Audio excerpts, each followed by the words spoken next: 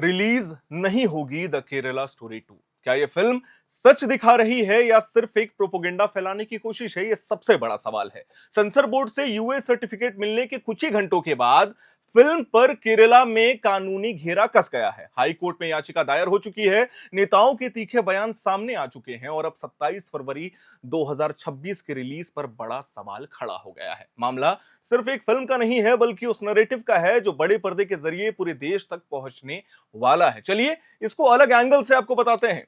Film को central board of film certification से मंजूरी भी मिल चुकी है, यानी आधिकारिक तौर पर इसे प्रदर्शन के योग्य माना गया है। फिल्म रिलीज हो सकती है, लेकिन इसके बावजूद विरोध की आवाजें थम नहीं रही हैं। केरल हाई कोर्ट में दायर याचिका में यह आरोप लगाया गया है कि फिल्म राज्य की छवि को गलत और भ्रामक तरीके से पेश करती है।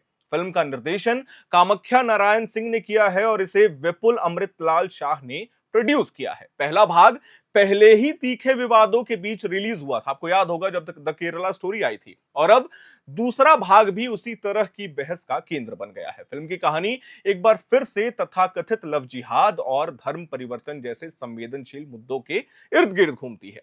ट्रेलर में दिखाया गया है कि कुछ युवतियां प्रेम संबंधों के जरिए कथित तौर पर कट्टरपंथी नेटवर्क में फंस जाती हैं और उसका धर्म परिवर्तन कराया जाता है। इस बार कहानी में केरल के साथ साथ राजस्थान और मध्य प्रदेश का भी जिक्र किया गया है, आपने ट्रेलर में देखा होगा, लेकिन शीर्षक में केरल शब्द होने के कारण विवाद और गहरा गया है।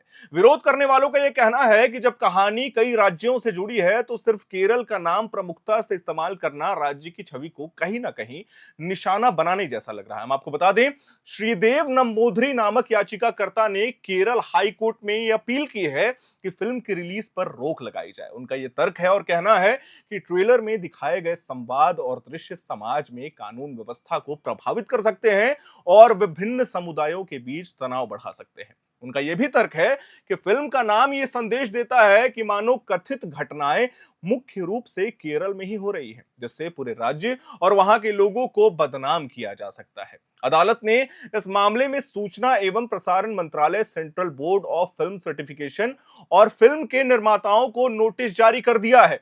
अगली सुनवाई 24 फरवरी को होगी, रिलीज से ठीक 3 दिन पहले।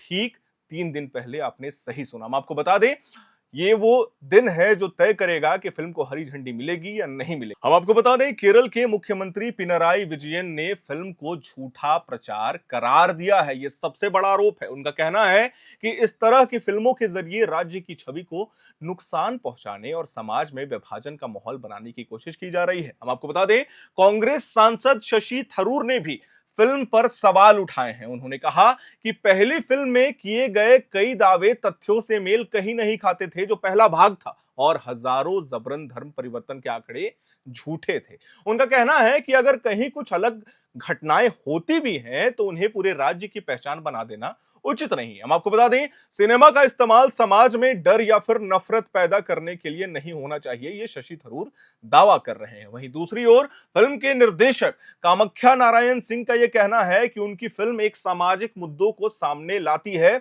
और परिवारों को इसे अपनी बहन बेटियों के साथ देखना चाहिए। यह बहुत बड़ा स्टेटमेंट है। निर्माताओं का यह दावा है कि कहानी शोध और उपलब्ध तथ्यों पर आधारित है और उसका उद्देश्य किसी समुदाय को निशाना बनाना नहीं है, बल्कि जागरूकता फैलाना है, क्योंकि वो मानते हैं कि लव जिहाद होता है वही ये बिंदु है जहां असली बहस शुरू होती है। अभिव्यक्ति की स्वतंत्रता बनाम सामाजिक जिम्मेदारी। संविधान रचनात्मक स्वतंत्रता देता है, लेकिन साथ ही सार्वजनिक व्यवस्था और सांप्रदायिक जो संदर्भ होता है उसकी रक्षा की भी बात होती है।